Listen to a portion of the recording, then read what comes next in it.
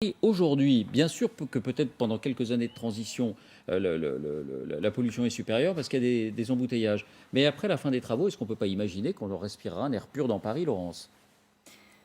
Je pense qu'on ne peut pas non plus accabler uniquement les véhicules personnels dans la pollution parce que ça serait quand même très naïf de penser qu'il n'y a que les véhicules personnels. Et je le rappelle, depuis la mise en place de la politique d'Hidalgo, il y a des pics de pollution beaucoup plus importants à Paris qui sont dus au temps de déplacement qui sont augmentés de 30% environ.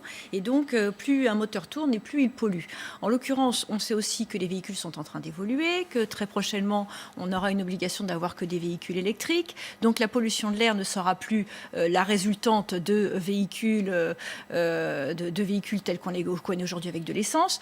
Donc, en réalité, vouloir sortir les voitures de Paris pour cette seule raison, c'est du dogmatisme et c'est certainement pas pragmatique. C'est uniquement faire en sorte que ceux qui ont plus besoin de leur voiture, qui sont la plupart du temps les classes moyennes ou les classes modestes, ne puissent plus s'en servir. Je rappelle qu'il y a aussi cette discrimination à la base avec ces fameuses vignettes automobiles. Ceux qui ont des voitures catégorie 5, c'est pas ceux qui ont décidé de polluer coûte que coûte, ce sont ceux qui ont de vieux véhicules et qui ne peuvent pas en changer.